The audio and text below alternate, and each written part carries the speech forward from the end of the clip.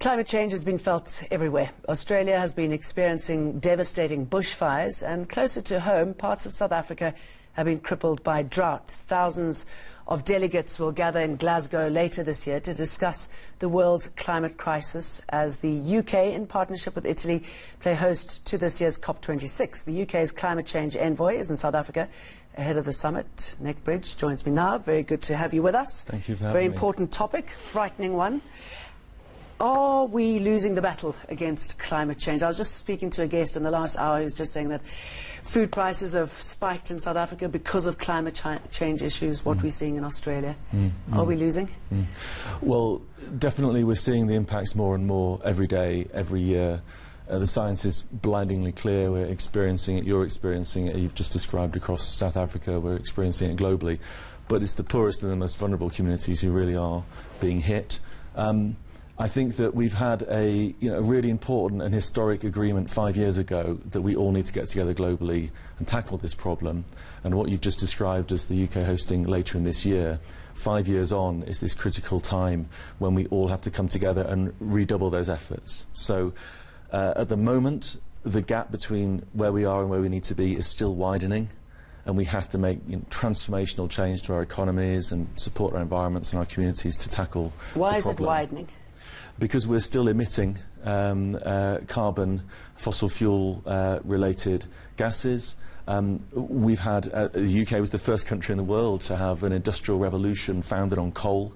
We've just come out of coal and moved into renewables, but as countries are developing around the world, we're still relying on fossil fuels, and we have to make that transition to cleaner economic systems faster. Is that why you are here? I mean, we're obsessed with coal. There's so many elements at play, politics being a big part of it.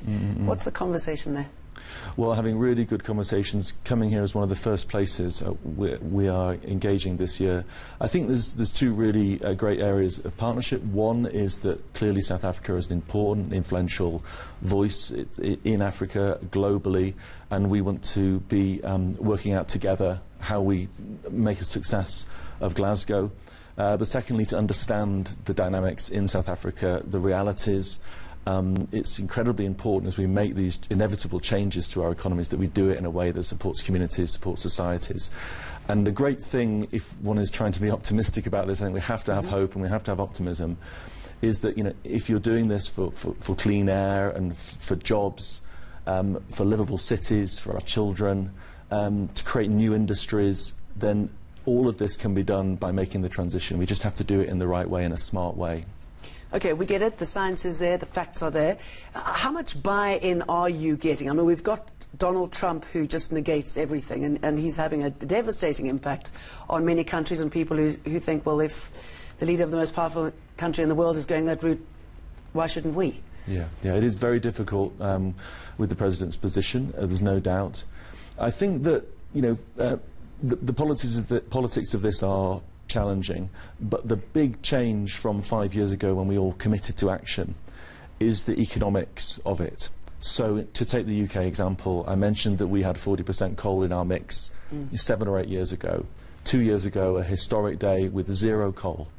So that was the speed with which we moved out of coal and into renewables, because the pricing just changed. And renewables, the costs fell very, very sharply, and then the investment flowed. And so it's creating those conditions. Everywhere's different. Everywhere's going to do it in their own way, but we all have to commit in our own domestic programs to an economic set of policies that can make it happen. And sell it as making economic sense, right? Absolutely. Okay, so hosting COP26, what do you hope to walk away with on conclusion? Well, the critical things that we agreed we would all do 5 years ago, we're all going to come back to the table and enhance our national plans. We call them nationally determined contributions to solving the problem. So we will be, as host, understanding where all the different countries, all the different regions are coming from, but encouraging everyone to come forward with those more ambitious plans that we believe make sense for economies and for societies. But critically also, we need to finance that transition. I mentioned earlier the poorest and most vulnerable countries that are already being terribly hit by this, but it will get worse and worse very quickly, and we need to ensure that the finance is flowing to the right places, so the commitment to support that transition. And then also we want to look into the longer term and give people certainty that this pathway, this decarbonisation and this clean pathway is absolutely locked in. You mentioned the President of the United States position, but at the same time 70% of the US economy is in states that are determined to take radical action. Across in China, the biggest renewables program in the world, President Modi in India just committed to over 200 gigawatts of wind and solar in about 5 or 6 years. Remarkable. And so, you know, in all these areas, we have to look at the challenge and be honest about the scale of the challenge and of doing it quickly enough, but also see that it can be done and it's economically effective to do that. So, you know, Glasgow is about, you know, I think, sharing those experiences and ensuring that together we will all be making our fair contribution to the problem. And making it a success story. Nick Bridge, welcome to our country. Hope you have a good trip and good conversations. Thank you very much.